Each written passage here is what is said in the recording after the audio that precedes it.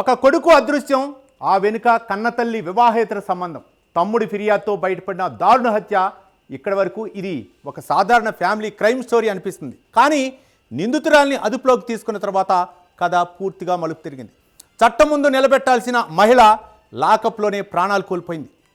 సహనిందితుడు ఆసుపత్రిలో మృత్యువుతో పోరాడుతున్నాడు. ఇది కేవలం ఒక హత్య కేసేనా, లేక నేరాన్ని దాచేందుకు జరిగిన మరో నేరమా? కౌతాళం గంగమ్మ లాకప్ డెత్ కేసులో బయటకు వస్తున్న ప్రతి అంశం పోలీసు వ్యవస్థనే ప్రశ్నించేలా మారింది. అసలు లాకప్లో ఏం జరిగింది? గంగమ్మ ఎలా చనిపోయింది? ఈ నెల 23న హైకోర్టు ముందు వినిపించే ఒక స్టేట్మెంట్ ఎవరి భవిష్యత్తును తారుమారు చేయబోతోంది. Let's watch.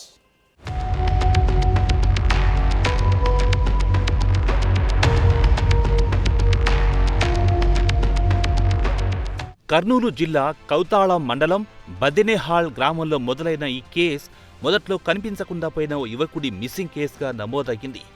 కానీ ఒక విషయం మాత్రం అందరినీ ఆలోచింపజేసింది. కొడుకు కనిపించకపోయినా కన్నతల్లి గంగమ్మ పోలీస్ స్టేషన్ గడప తొక్కలేదు. ఊరంతా వెతికినా ఆమె ముఖంలో ఆందోళన కనిపించలేదు. అదే ఆమె తమ్ముడికి అనుమానం తెప్పించింది. చివరకు తమ్ముడే పోలీసులకు ఫిర్యాదు చేశారు. తన మేనల్లుడు కనిపించడం లేదు అన్న ఒక్క కంప్లైంట్ కేసు దిశనే మార్చేసింది. హైకోర్టు ఆదేశాలతో రంగంలో దిగిన సిట్ అధికారులు విచారణ ప్రారంభించగా ఊహించని నిజాలు వెలుగులోకొచ్చాయి. అక్రమ సంబంధానికి అడ్డుగా ఉన్నాడనే కారణంతో కన్న కొడుకుని తానే హత్య చేసి పాతిపెట్టారని గంగమ్మ ఒప్పుకుందని దర్యాప్తు అధికారులు చెబుతున్నారు. ఇక్కడితో కథ ముగిసి ఉంటే ఇది ఒక దారుణ హత్య కేసుగానే మిగిలిపోయింది. కానీ అస్సలు సంచలనం అప్పుడే మొదలయ్యింది.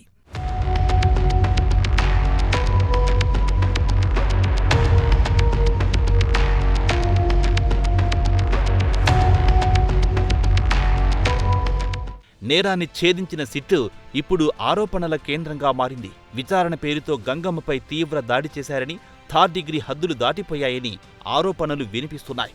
నిందితురాలు ఎంతటి ఘోర నేరం చేసినా శిక్ష విధించే అధికారం కోర్టుదే. కానీ విచారణ పూర్తి కాకముందే లాకప్లో ఆమె ప్రాణాలు కోల్పోవడం ఇప్పుడు అనేక ప్రశ్నలు తలెత్తేలా చేస్తోంది.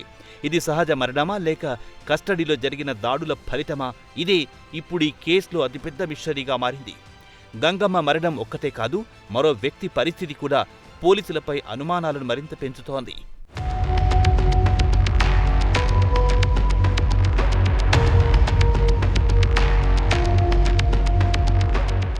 గంగమ్మ ప్రియుడు, ఈ కేసులో సహా నిందితుడిగా ఉన్న బ్యాగారి దర్గప్ప ప్రస్తుతం కర్నూలు ప్రభుత్వ ఆసుపత్రిలో పోలీస్ సదన్లో చికిత్స పొందుతున్నాడు.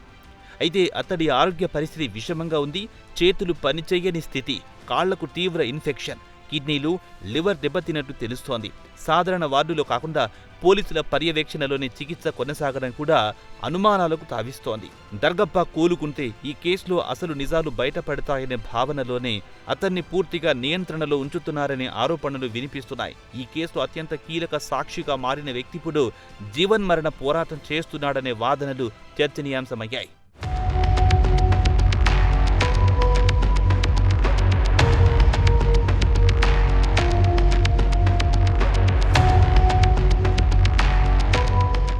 ఇంకో ఆసక్తికర అంశం కూడా ఇప్పుడు వెలుగులోకి వస్తోంది. దర్గప్ప చికిత్స కోసం మొదట ప్రైవేట్ ఆసుపత్రిలో భారీ మొత్తంలో ఖర్చు చేసినట్టు, తర్వాత పరిస్థితి విషమించడంతో ప్రభుత్వ ఆసుపత్రికి తరలించినట్టు ప్రచారం జరుగుతోంది. ఇదే సమయంలో హైకోర్టు ఈ నెల 23న దర్గప్ప వాంగ్మూలం సమర్పించాలని ఆదేశించిందనే సమాచారం పోలీస్ శాఖలో కలకలం రేపుతోంది. ఎందుకంటే దర్గప్ప నోరు విప్పితే లాకప్లో ఏం జరిగిందో బయటపడే అవకాశం ఉంది.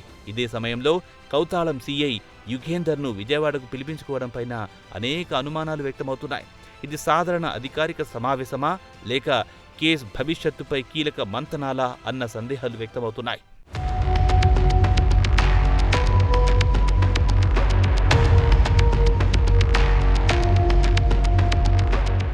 ఇప్పుడు ఈ కేసులో రెండు నేరాలు ఒకదానితో ఒకటి పోటీ పడుతున్నట్లుగా పరిస్థితి కనిపిస్తోంది.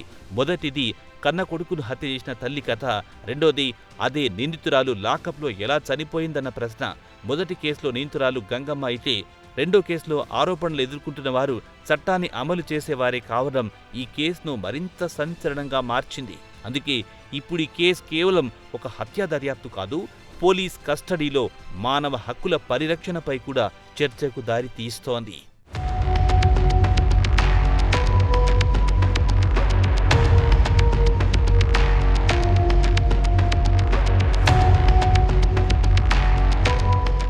కన్న కొడుకును చంపిన గంగమ్మ నేరం ఎంత దారుణమైనా ఆమెకు శిక్ష పడాల్సిందే.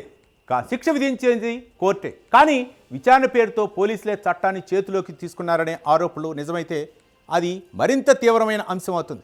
ఇప్పుడు అందరి చూపు ఈ నెల 23 పైనే ఉంది. దర్గప్ప కోర్టు ముందు నిలబడతాడా? అతడి వాంగ్మూలం ఈ కేసు దిశను పూర్తిగా మార్చేస్తుందా? లాకప్లో జరిగిన అసలు నిజం వెలుగులోకి వస్తుందా? లేక ఈ వివాదం కూడా కాలగర్భంలో కలిసిపోతుందా? ఈ ప్రశ్నలకు సమాధానం చెప్పేది రాబోయే దర్యాప్తు, కోర్టు ముందుకు వచ్చే ఆధారాలే.